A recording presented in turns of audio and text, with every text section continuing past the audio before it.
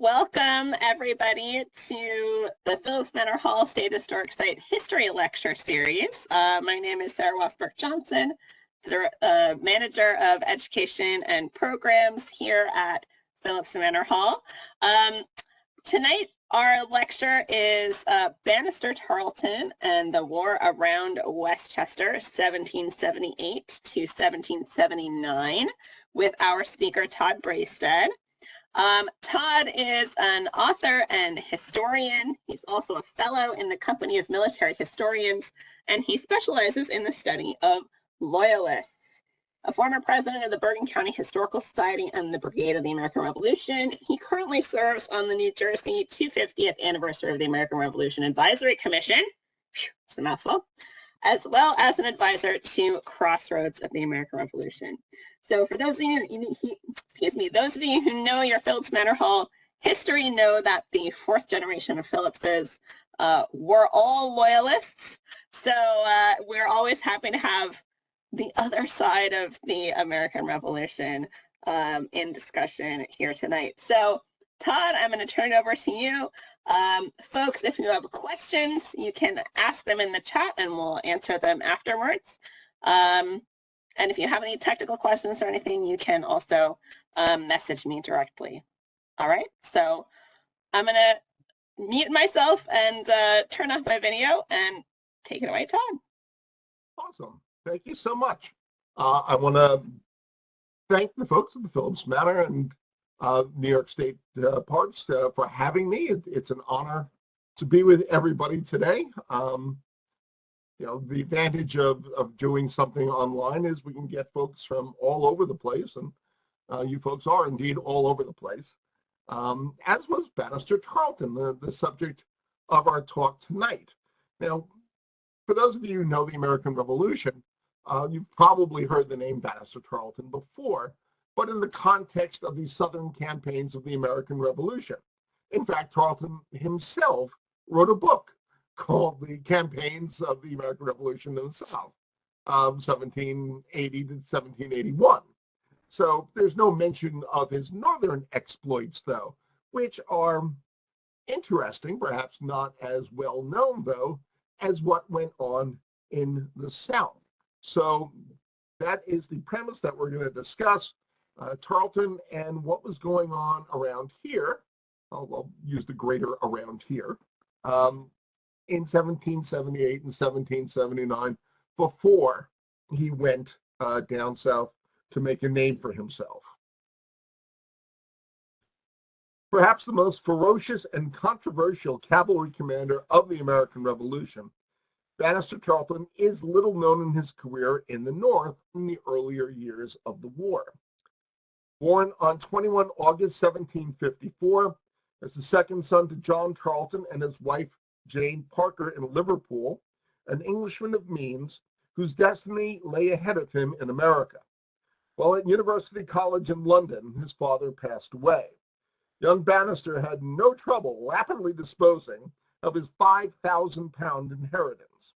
By 1775, he was no longer able to live a life in financial ease, and as school appears to have bored him, his mother spent £800 to purchase him a cornet's commission in the 1st Regiment of Dragoon Guards, one of England's finest cavalry regiments.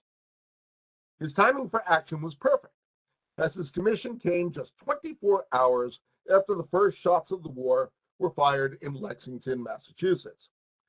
In the rush to send troops to America, however, one of the corps not intended for embarkation was the 1st Dragoon Guards, nor its young cornet from Liverpool. If his regiment was not going to America, Tarleton would go on his own as a volunteer. Under the command of Lieutenant General Lord Cornwallis, Tarleton witnessed the failed British attack on Charleston, South Carolina in June 1776.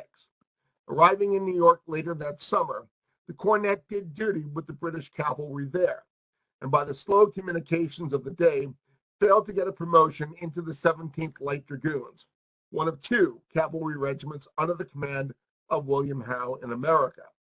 And while neither regiment was on Lord Cornwallis's invasion of Bergen County, In the early morning hours of 20 November 1776, Cornet Tarleton and the 16th Light Dragoons did land at the newly captured Fort Lee the next day.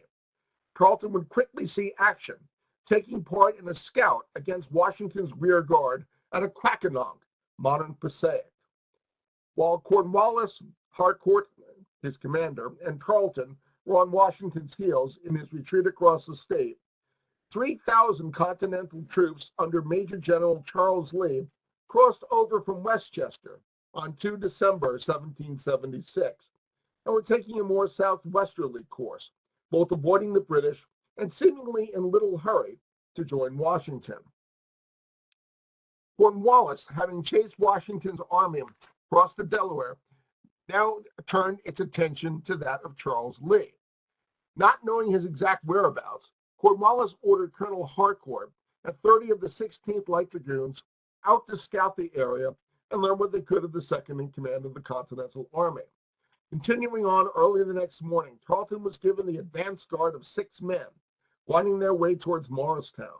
Along the way, they captured one soldier and receiving information from some residents that Lee was but 4 or 5 miles distant. Advancing further, Tarleton captured 2 sentries, who informed him that Lee was only a mile further, lodged in a tavern in Basking Ridge, with his entourage and a small guard. Taking all the information into account, Colonel Harcourt decided to make an attempt to capture Lee. Tarleton once again spurred on his advance guard, this time writing down a, quote, Yankee light horseman, and taking him back to Harcourt, where, quote, the fear of the saber extorted great intelligence. The intelligence showed Lee was getting ready to move and confirmed that his guard was about 30 men. The advantage for the British would come from speed and surprise. Tarleton led on his advance guard, quote, making all the noise I could. The sentries posted at the door to Lee's quarters fled. Being informed officers were fleeing from the back door, Tarleton left one man at the front door and raced with the remaining cavalrymen around the back, scooping up the general's aides and staff. The sentry Tarleton had left at the front door then apprehended Lee as he alighted from that entryway. In just 15 minutes, the British had captured the second in command of the Continental Army at the cost of a horse's leg being grazed by a bullet. Enter this gentleman, the Earl of Cathcart. Cathcart actually was a captain in the 17th Light Dragoons. He probably became friends with Tarleton in Philadelphia. At that time, Tarleton was then serving as a major of brigade to the 2 regiments of British cavalry there. That's basically somebody who transmits or sends orders. Not a very glamorous position, an important one given the lack of communications at the time. But that's probably where they met. And Cathcart wanted to raise his own regiment, not simply to be a captain under others. And this leads to an aside. The British were raising provincial regiments, loyalist regiments, on a regular establishment called the Provincial Establishment. And a number of them were commanded by British officers. The way to get rapid promotion was to go from a regular regiment into the provincial regiment. A lot of people are familiar with John Graves Simcoe, who commanded the Queen's Rangers in the war. Well, Simcoe went to the command of that as from a captain in the 40th Regiment of Foot. He was a British officer, and they told him, okay, you're now a provincial major, and quickly after that, lieutenant colonel. Cathcart went from a British captain to a provincial colonel overnight. On July 26, 1778, Cathcart wrote to the British commander-in-chief, Sir Henry Clinton, quote, my plan is simple.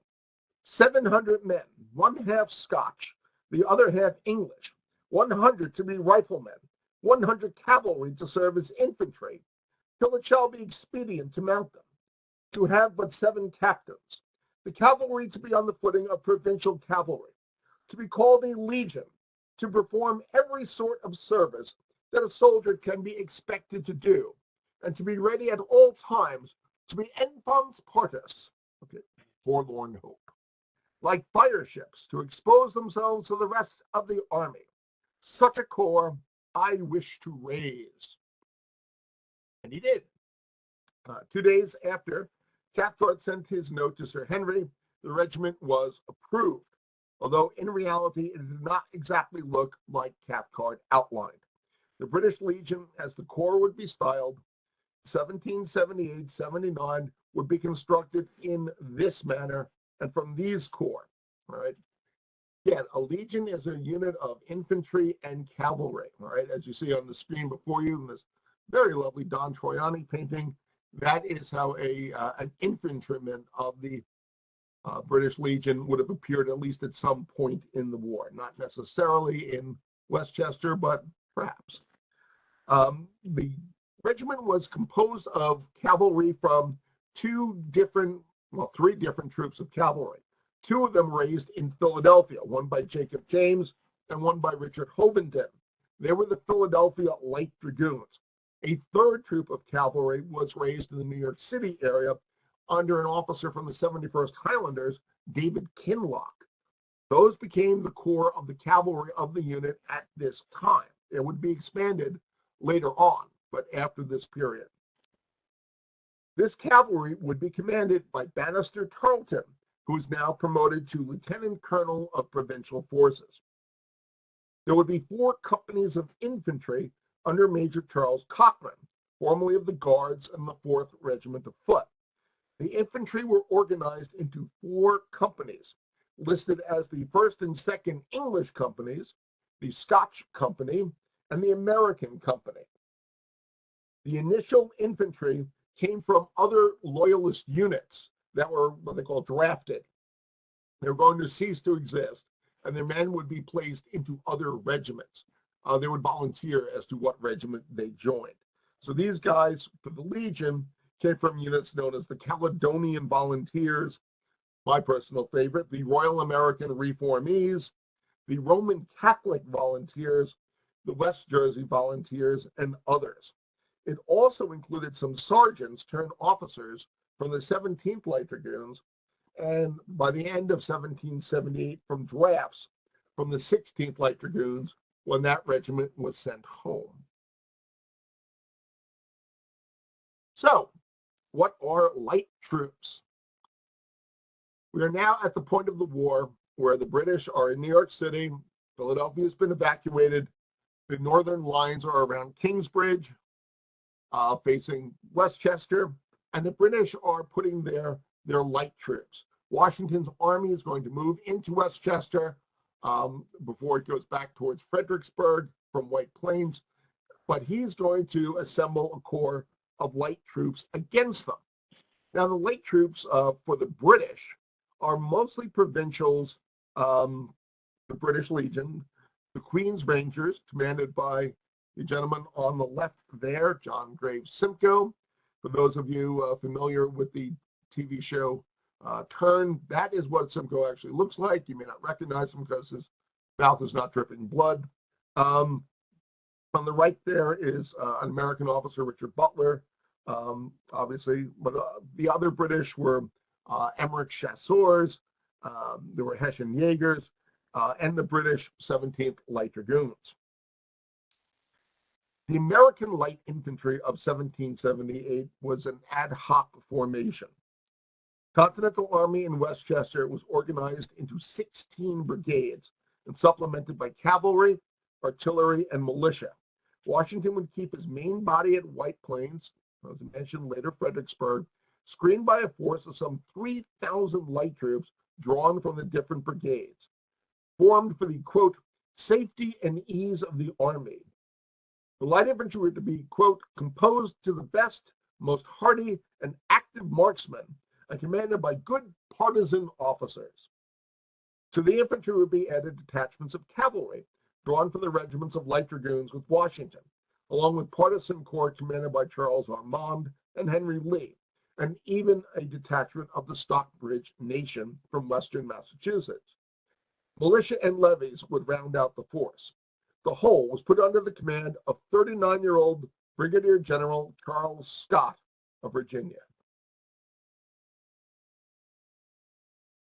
It was this small corps of 60 native warriors, joined to about 40 light infantry under Major John Stewart, of the 2nd Maryland Regiment that would be so unfortunate as to encounter the British light troops on August 31st, 1778 in the Bronx.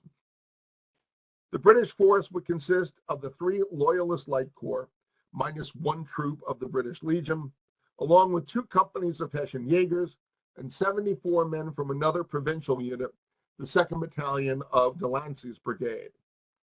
Lieutenant Colonel Emmerich, by mistakenly placing his infantry in the wrong place, enabled Nimham's force, the leader of the Stockbridge tribe, to discover and push them at the start of the engagement. Major Stewart left the Stockbridge on their own, taking a position on their left, but not engaged with Emmerich's. Understanding his original instructions to draw the enemy in, Emmerich and his infantry retreated, quote, by degrees, until the Stockbridge were close to the rest of the Crown forces. Simcoe, with a good view of the battlefield, himself climbed halfway up a tree, on the top of which was a young drummer of the Rangers, feeding his commanding officer information. Sensing the time was right to move, Simcoe ordered the Rangers infantry to move ahead, while Tarleton, with his 2 troops of cavalry, along with the 1 troop of Queen's Rangers Hussars, moved off to the right to clear a line of fences in his front. After diverting the bulk of the Rangers infantry under Major John Ross to advance toward Stewart's light infantry, Simcoe himself took the Grenadier Company of the Rangers and advanced on the flank of the Stockbridge, getting within 10 yards without being perceived. Intent upon attacking Emmerich's, the Stockbridge did not perceive Simcoe until too late. Turning and giving, quote, a yell, the Stockbridge fired and wounded 4 grenadiers and Simcoe himself by Chief Daniel Nimham.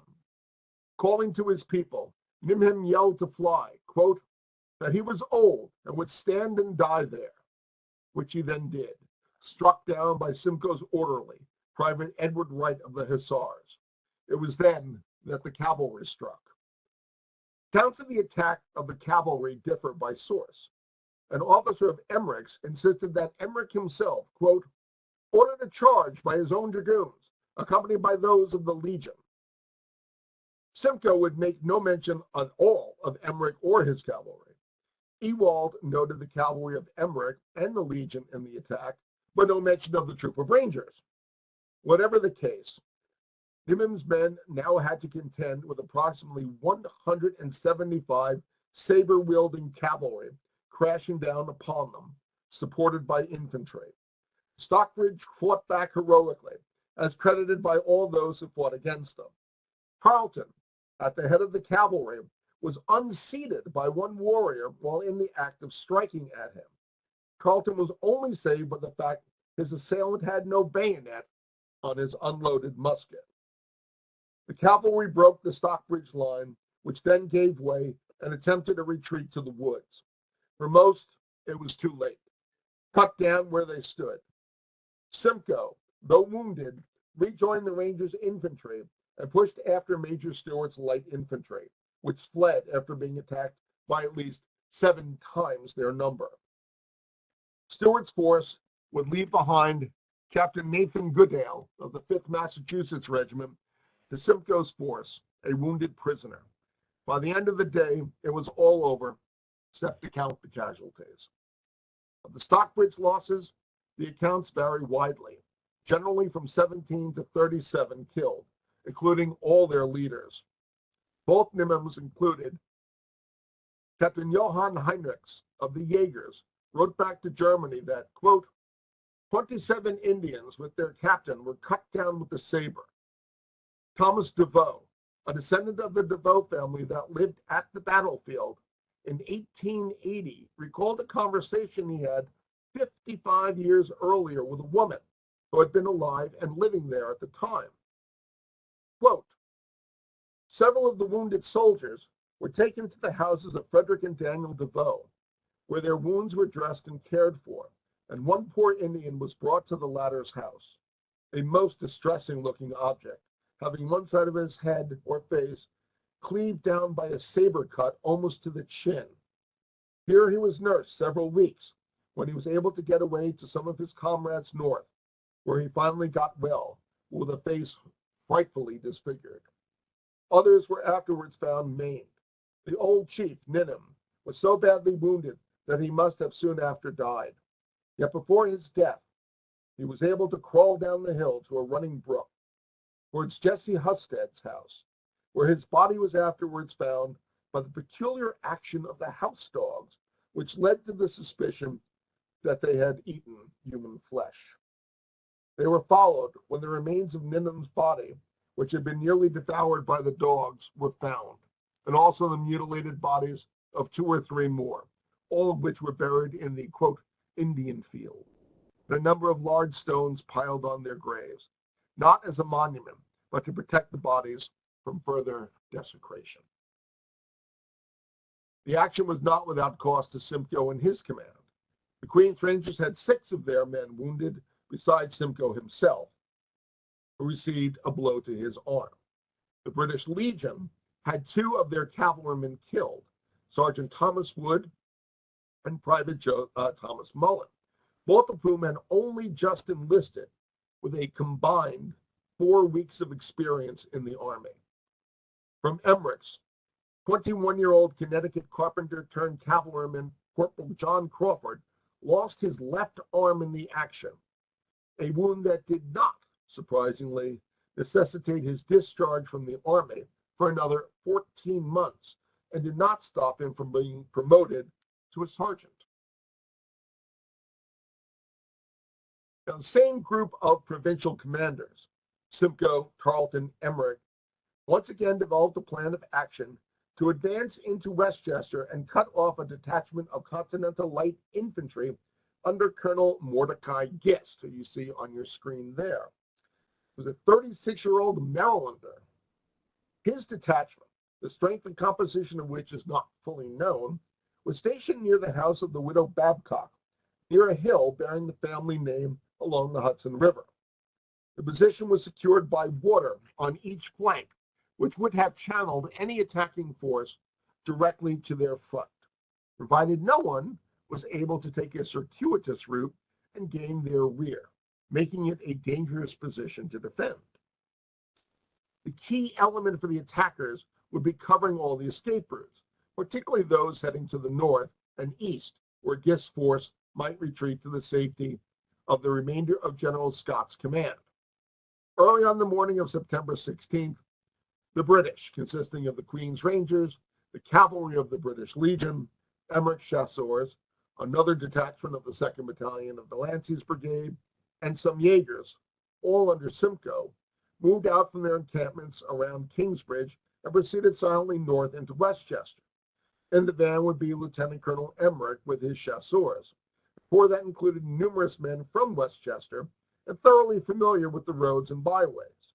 It was engagements like this that showed one of the oddities of the war in America, and that the Crown forces consisted of men locally raised and familiar with the terrain, and their continental foes were in effect foreigners, men recruited in the Middle Atlantic and unfamiliar with the Hudson Valley. Below Gist's position, Simcoe divided his force to commence encircling the enemy camp. The infantry of the Queen's Rangers, along with that of Emmerich's and Delancey's, slipped between 2 picket guards to the east and formed a line 1.5 miles to the north, or rear of Gist's camp. Banastre Tarleton, commanding the 4 or 5 troops of cavalry present, proceeded to the east and positioned themselves at Valentine's Hill, which would prevent a retreat of Gist's force towards Connecticut. The Jaegers were divided into 2 detachments, one under Major Ernst Karl von Prushank, which was to guard the escape route leading northwest over Phillips's Bridge, and a smaller party under Captain Karl August von Rieden was to occupy Cortland's Ridge, directly to the south of Gist's camp. Carried out properly, if Gist's command would have been encircled, particularly by an arc to his rear. The British troops were on the move to their south, where the real or supposed was no secret to the Continental Army. A report received at White Plains on the night of September 13th that 5,000 British troops were advancing in 2 columns to Mild Square through the camp into alarm. All right. Um, the camp relaxed in the morning. As it was reported, the British retired, but the entire episode seems to have been the result of bad intelligence.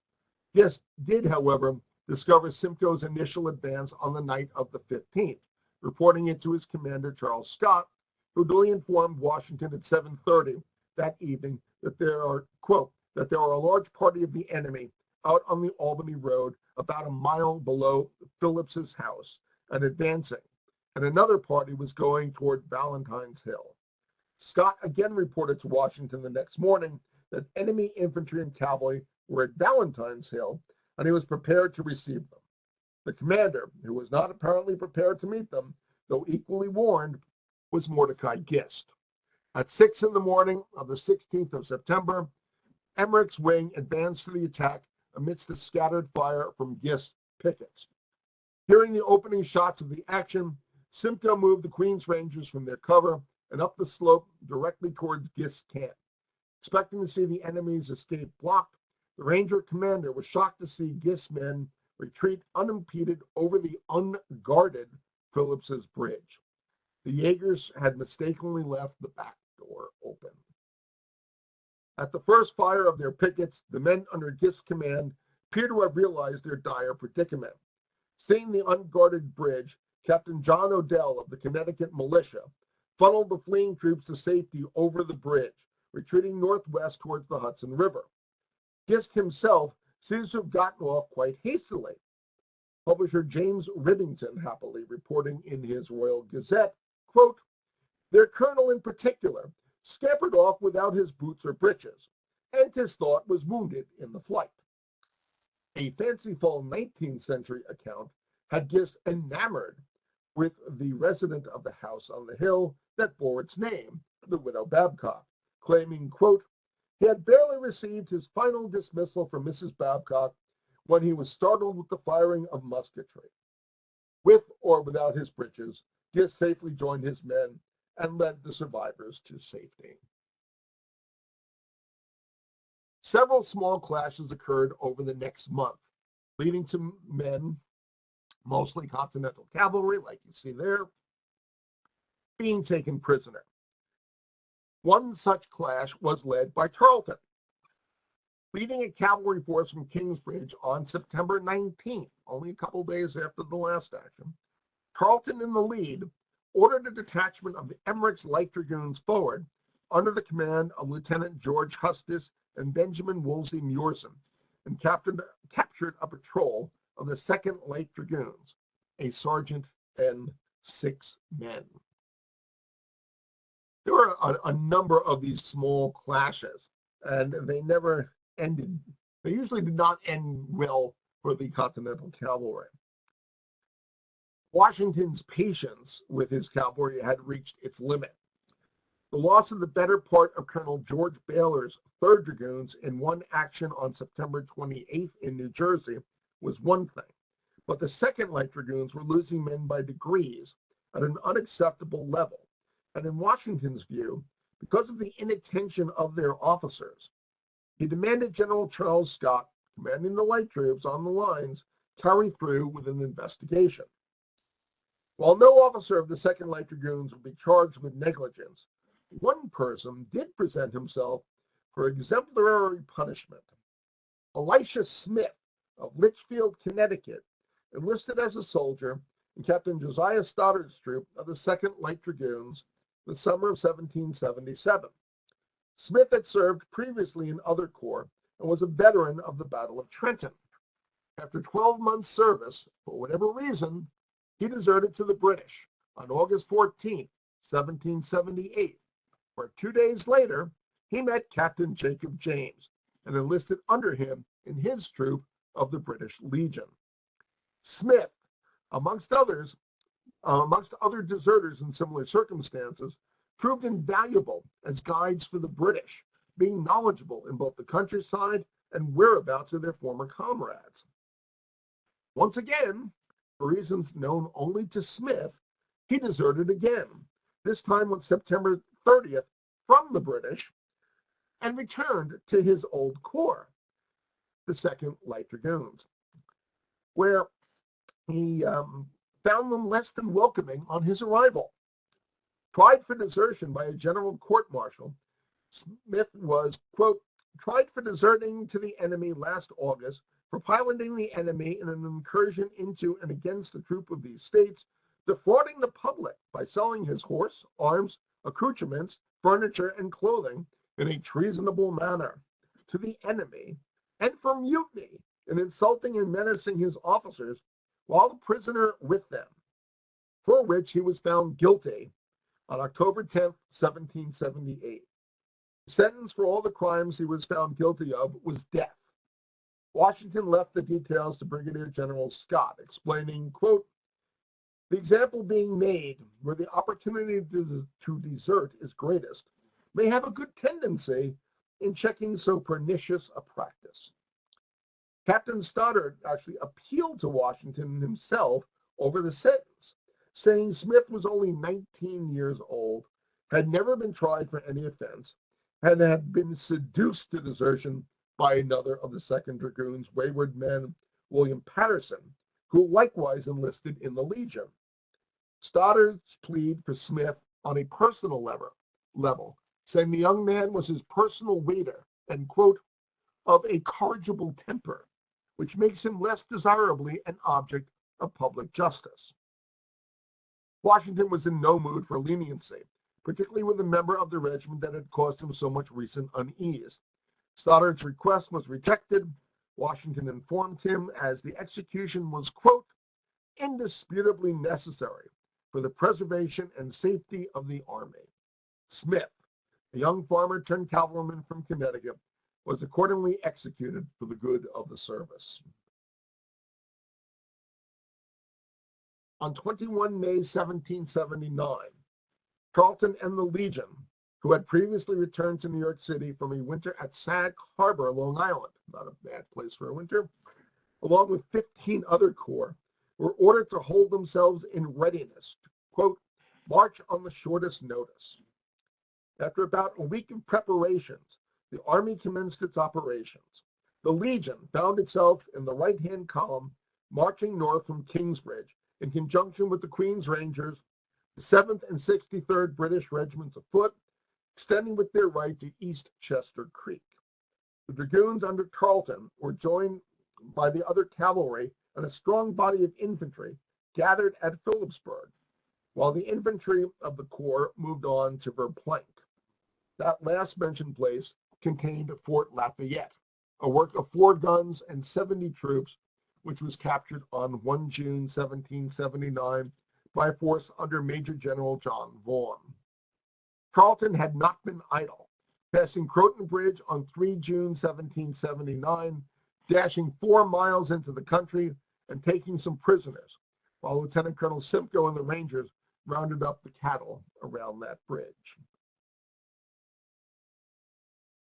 One of the biggest victories in which Tarleton was involved was in the north on June 24th, 1779, in a wild, disjointed affair that appears to have gathered little notice. The raid was reported rather blandly in the New York press. Quote, a party of rebel militia under the command of Colonel Samuel Drake, having collected themselves at Crumpond in the county of Westchester, in order to oblige the friends of government in that neighborhood to take up arms against His Majesty, they were surprised last Thursday morning by a few of the king's troops, when several were killed and wounded on the spot, and 47 made prisoners, which were brought down the river yesterday and landed about 8 o'clock in the morning.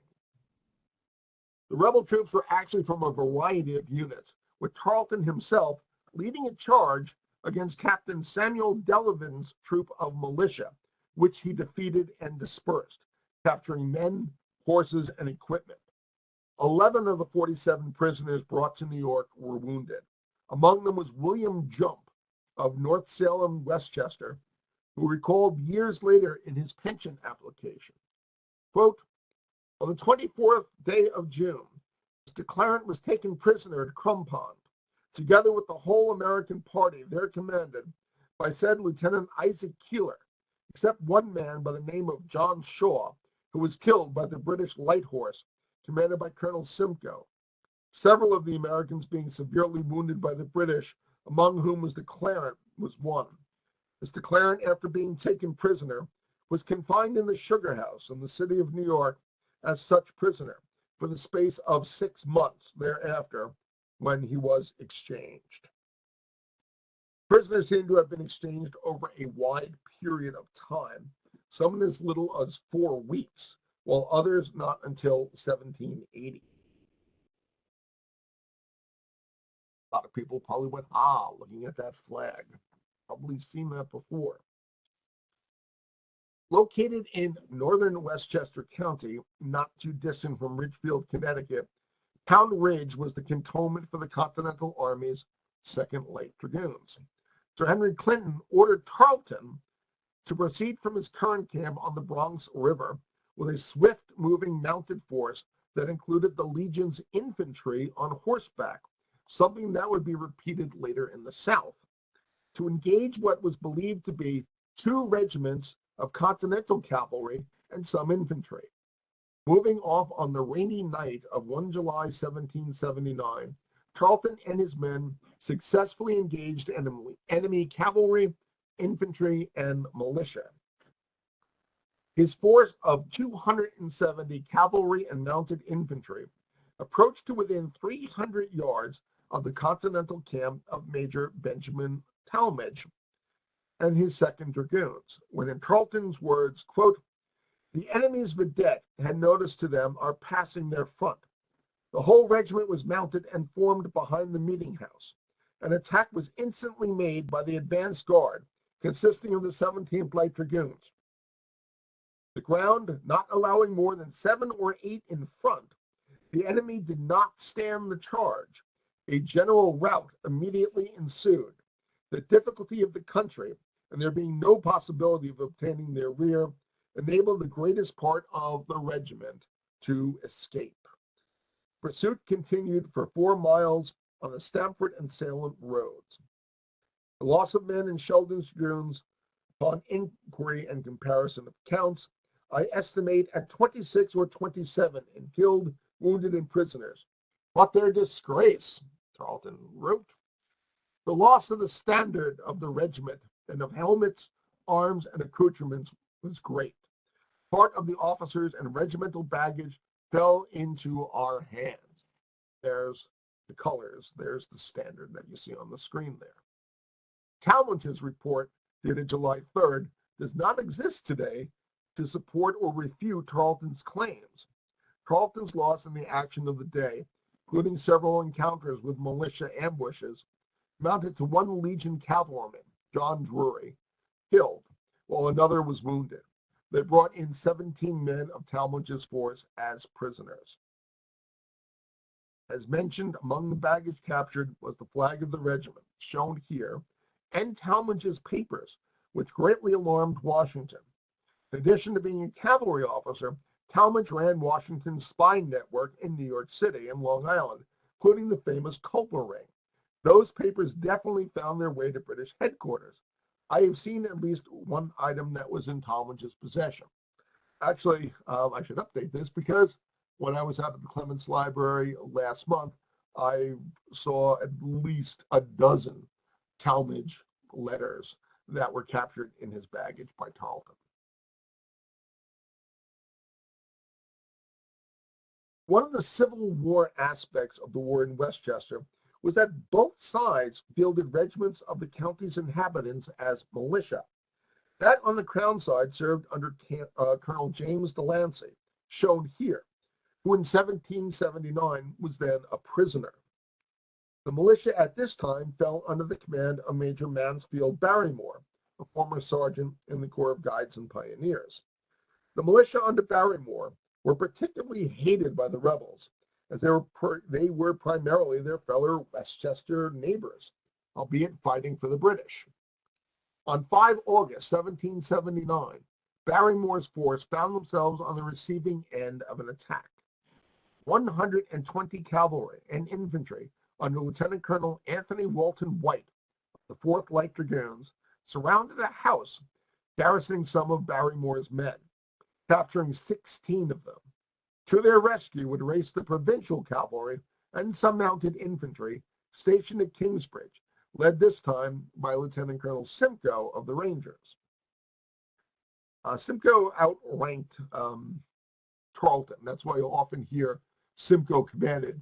Tarleton's often there, but his commission as lieutenant colonel dated after Simcoe's.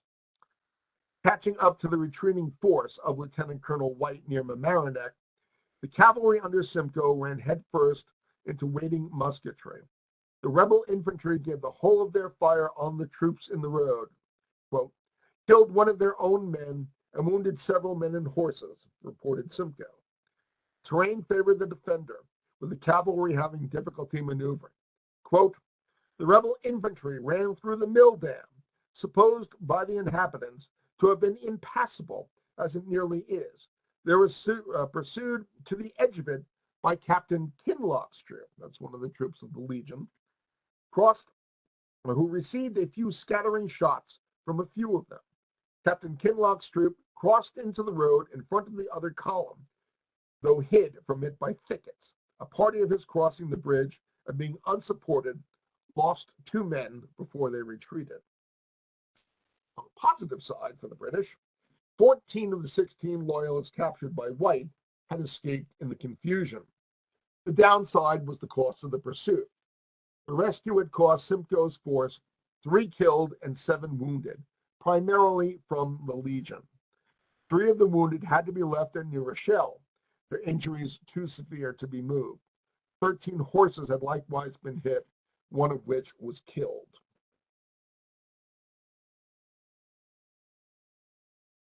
One last adventure awaited the Legion before a change of scenery. As reported by Captain George Beckwith on 15 September 1779. Quote, I have the honor to acquaint you by order of His Excellency Lieutenant General Kniphausen, the information of the Commander-in-Chief, that intelligence being received of the position of a rebel detachment of cavalry and infantry under the command of Lieutenant Colonel White, the township of Stanwick, Connecticut. Lieutenant Colonel Tarleton marched from this post on Monday night with a detachment consisting of an officer and 30 mounted Jaegers, the provincial cavalry at Kingsbridge, and 80 mounted infantry of the Legion to surprise that post. The rebels having neglected to occupy Nash's Bridge upon Byron River, Lieutenant Colonel Tarleton passed it with his detachment about 1 o'clock upon Tuesday morning, and pushing through the rebel vedettes and pickets, arrived at the widow Brush's house about 2, in which, agreeable to the information received, Lieutenant Colonel White and several officers of Moylan's Dragoons were quartered. Unfortunately, he had shifted his quarters about 40 hours before and taken a different position with his corps. Lieutenant Colonel Tarleton, therefore, returned to Nash's Bridge, about which time the country was alarmed, and returning from thence, the rebel cavalry collected in force, and pressing a little upon his rear, were, after receiving a fire from an ambuscade of infantry, charged for several miles, and totally dispersed, without any loss. 2 of them were killed, and several wounded.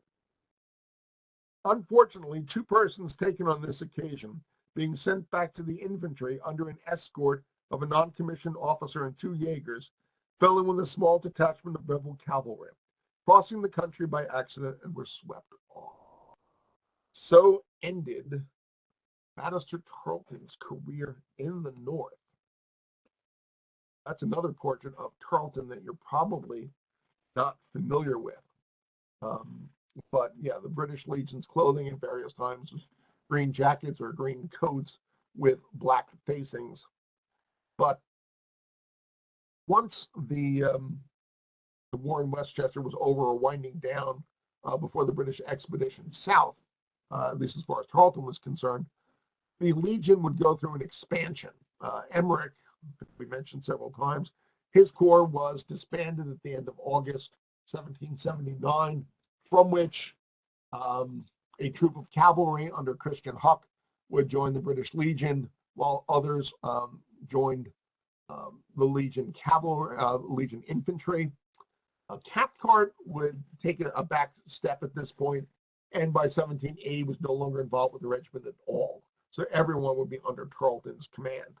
The Bucks County Light Dragoons, another Philadelphia-raised unit, was made a part of the British Legion right at the time they went south at the end of December 1779. And by 1780, the regiment would consist of 6 troops of cavalry and 6 companies of infantry, over 500 officers and men. The Corps went through a different series of establishments as well. In 1781, they would become the 5th American Regiment. In 1779, the British had decided to create a super provincial establishment for those regiments that had raised their number of men and fought exceptionally well. The British Legion became one of those in March of 1781. The big difference being they got to order their own uniforms from England, which wasn't a big deal because they'd probably been doing that all along anyway. But in December of 1782, the cavalry of the Legion, not the infantry, just the cavalry, became a regular British regiment known as Tarleton's Light Dragoon. But the regiment down south fought in tons of battles. Moncks Corner during the siege of Charleston, Waxhaws, of course, Hanging Rock, Camden, Fishing Creek, Charlotte, Blackstocks, Halpins, Guilford Courthouse, of course, trying to get Jefferson and Monticello, Green Springs, and of course, ending up on the Gloucester side during the siege of Yorktown, where they fought against the French cavalry. Now, no talk on Tarleton would be complete without how he ended up. Tarleton would finish his career as a major general, though he would see more active service in the no more active service in the Napoleonic Wars. Despite the lack of new laurels, he was made a baronet in 1816 and was thereafter officially Sir Banastre Tarleton.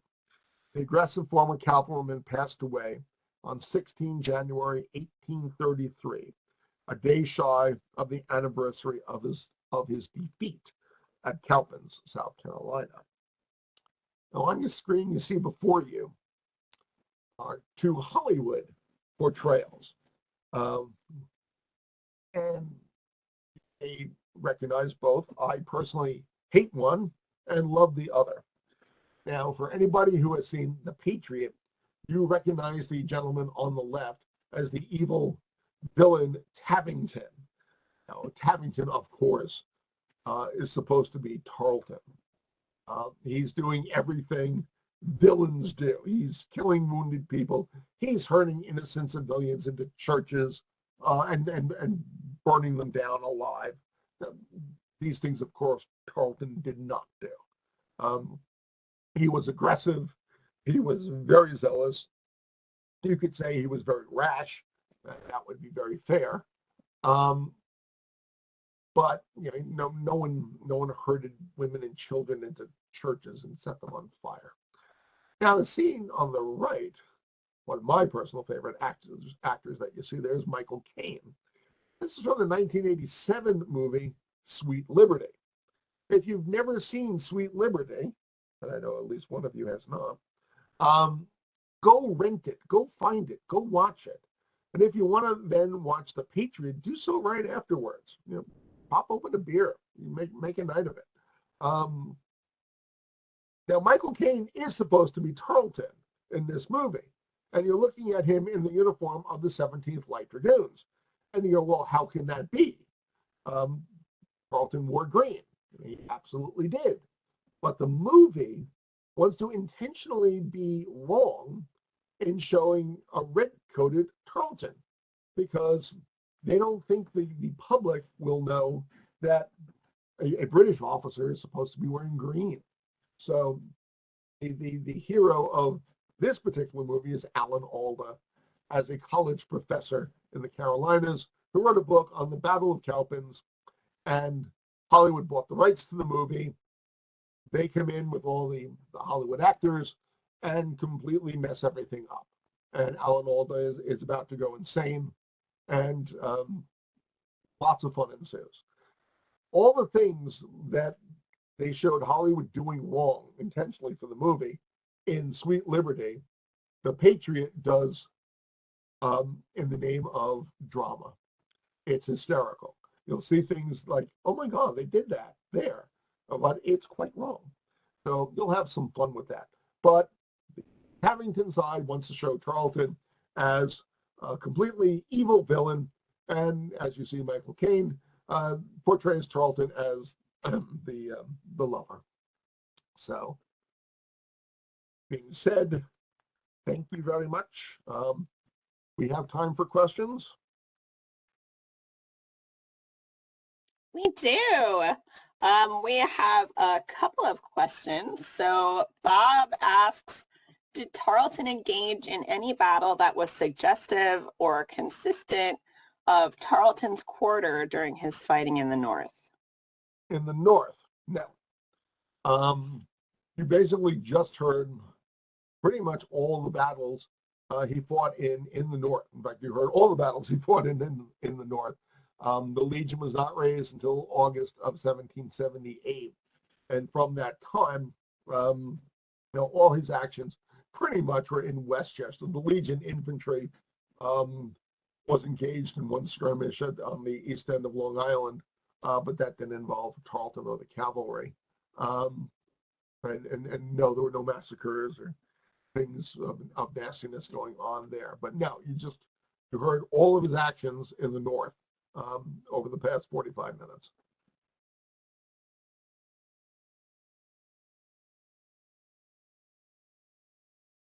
You're muted. Can't hear you. You're muted. Thank you. Sorry, I forgot. So also from Bob asks, did Tarleton ever suffer any consequences from the Americans for what happened at Waxhaws? I'm not pronouncing that correctly. I assume that's in the Carolinas. After he surrendered at Yorktown. If not, why not? The Battle of Waxhaws, where the force under Colonel Buford of the Virginians was almost wiped out. No, all the things that have come across about Tarleton, for the most part, are post-war. They talk about Tarleton would not be received by the American officers on parole, but was received by the French at Yorktown very politely. But no, and of course, virtually all the officers captured at Yorktown and Gloucester were paroled. So after Tarleton and the Legion were captured at Gloucester, Tarleton and virtually all the officers of the Legion set sail for New York City. And Tarleton himself would then go back to England, while the bulk of the men would go on to Lancaster and whatnot as prisoners. Some of the Legion, keep in mind, some of the Legion were not there. There was still a decent amount of the Legion serving at Charleston, South Carolina. These guys were mostly the infantry and one troop of cavalry under Captain Sanford, who had been the former Bucks County Light Dragoons captain. He had been captured at sea along with his officers, and after he made his escape, possibly in women's clothing, when he joined the British again down in Charleston, the Legion was long gone.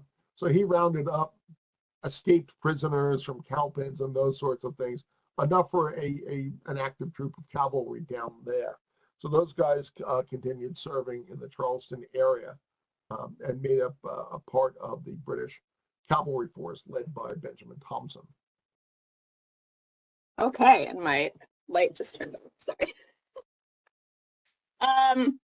We have a couple of questions about Tarleton's personal life. I'm so sorry, my light is not on, you guys. There we go. This is a state office money saving thing. My lights turn off if I don't move enough. So we have two questions related to Tarleton's personal life, which I don't know if he'll be able to answer, Todd, but I'm going to ask him anyway. This is the point where Todd interjects that he is not a genealogist in any way, shape, or form, although he occasionally plays one on TV. So that being said. Yeah. So Sandra asks if Tarleton had any children. And Celeste chimes in and says, Tarleton had many descendants who remain unacknowledged by modern historians, some of whom are on this webinar. How can portrayal of Tarleton be more responsive and accurate?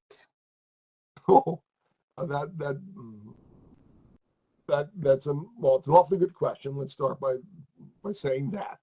And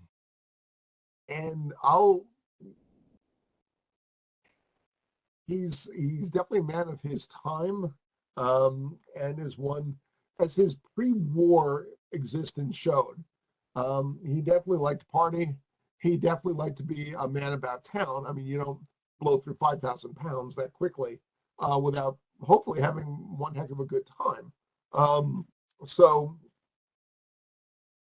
we can go by, personally speaking here, and the research friends I have, and I have a pretty good network of them, we go by what documents present to us.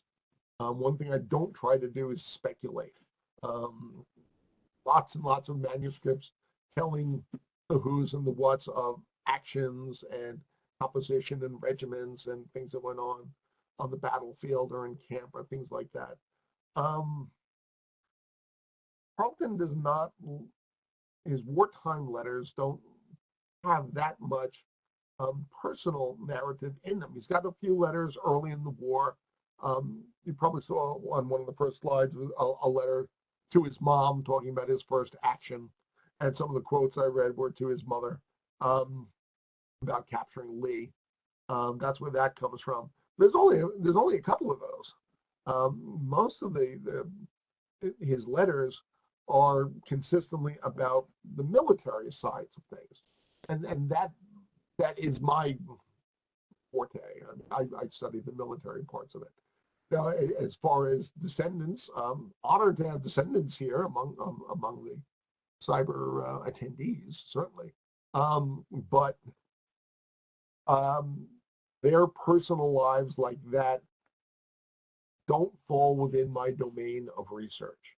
That's about as diplomatically as I can answer that question. One thing I learned a long time ago: never be afraid to say you don't know something. At least if it's something you're not really a part of what you're talking about. If it's what you're talking about, then you should know something. But if it's not what you're talking about, don't be afraid to say you don't know. And I don't know about any descendants, although I'm very happy to learn more. Yeah, and this is, Celeste also brings this up. The fact that they're unacknowledged and there isn't any current documentary evidence probably means that Tarleton did not acknowledge them, which is very common in British culture, that you would not necessarily acknowledge any children born out of wedlock, right? Particularly if you had any kind of inheritance. So Celeste says, again, thank you for your response. However, this fails to acknowledge the fact that his children were born of enslaved Africans and no documentation can be found, as is consistent with the historical records of the time.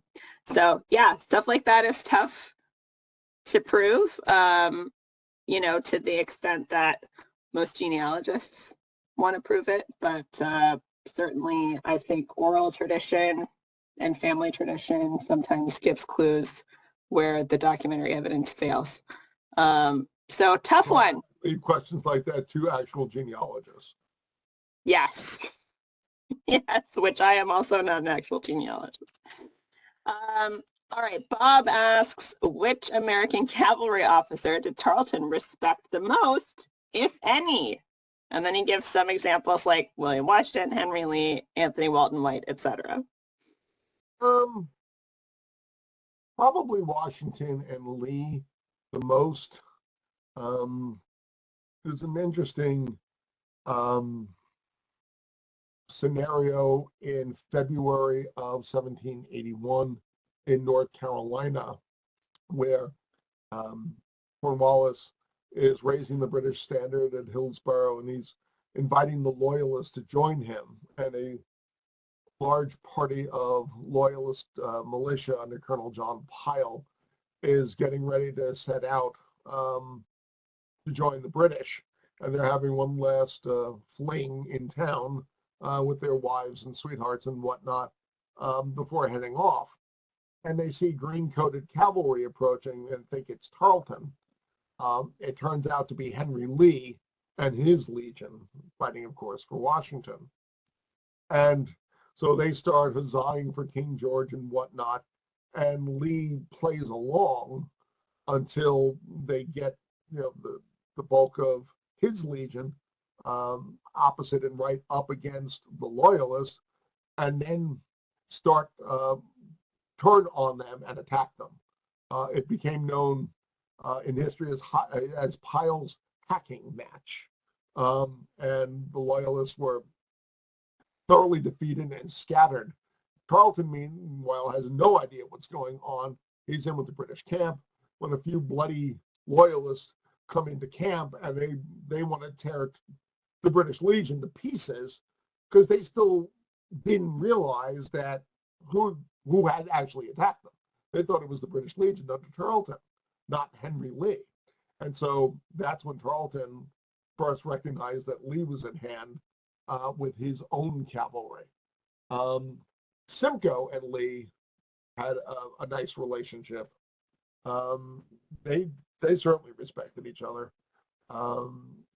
But William Washington, probably had the most run-ins with Tarleton, obviously at Cowpens and Guilford Courthouse.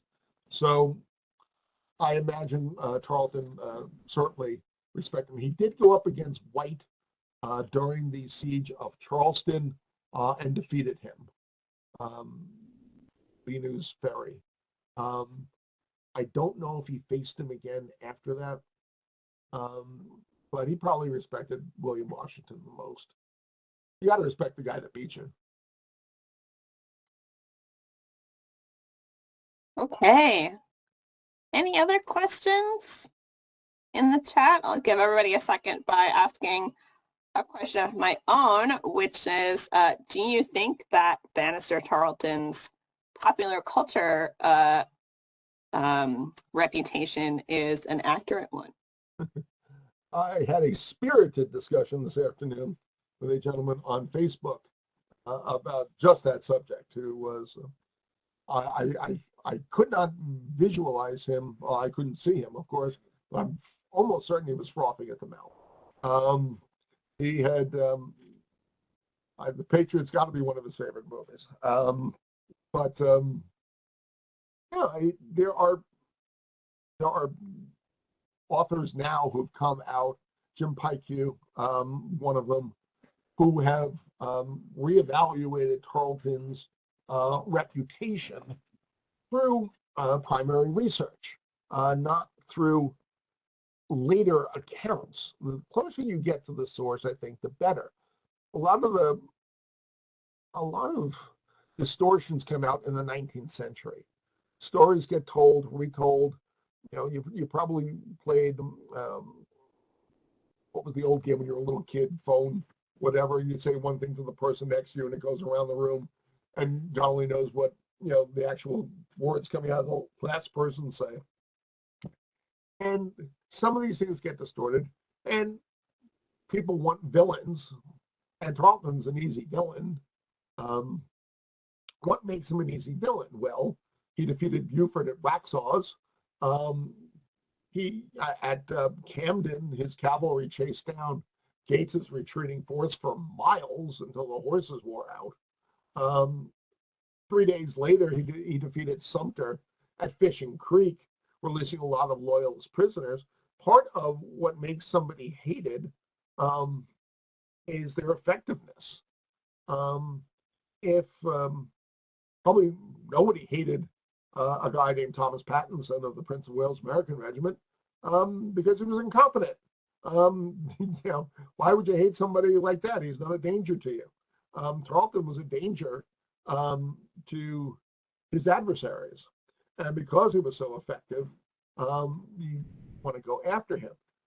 Even somebody like Simcoe, who did not have Tarleton's reputation, especially after the war, You can see by the TV show Turn, his character was assassinated by Hollywood because you need a villain, and that's there's good people and there's bad people.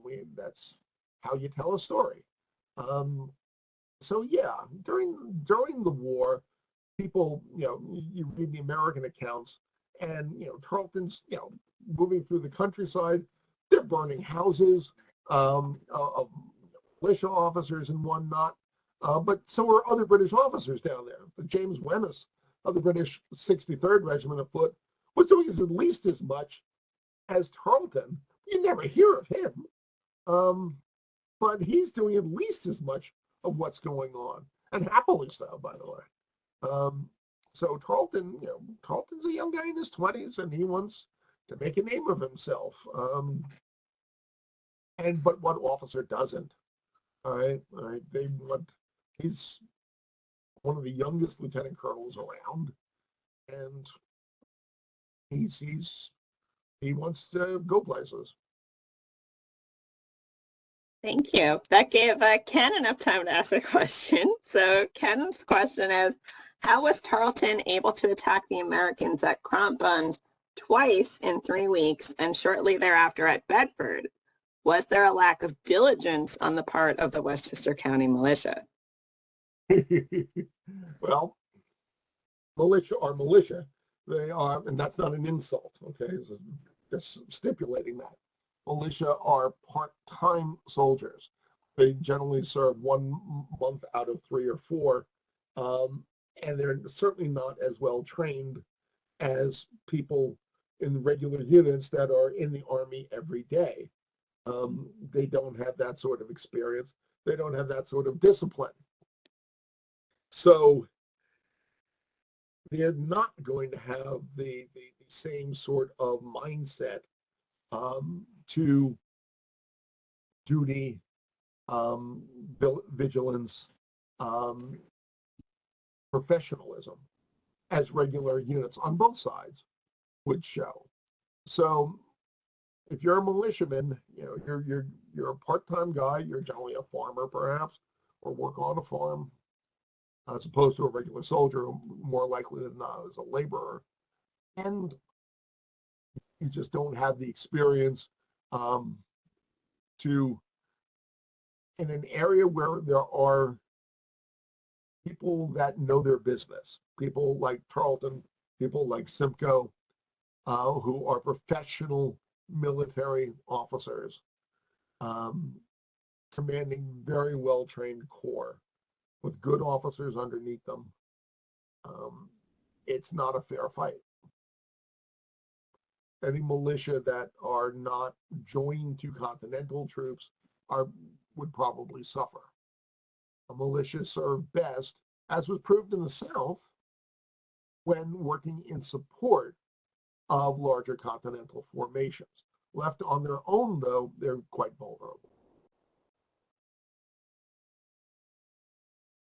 Okay, any last questions before we're done here tonight?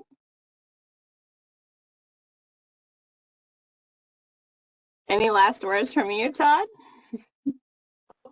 Well, since you allow me this opportunity, for those looking for more information on loyalist troops and whatnot in the military, you can go to my website, Royal Provincial, one word, royalprovincial.com, the leading site for loyalist studies.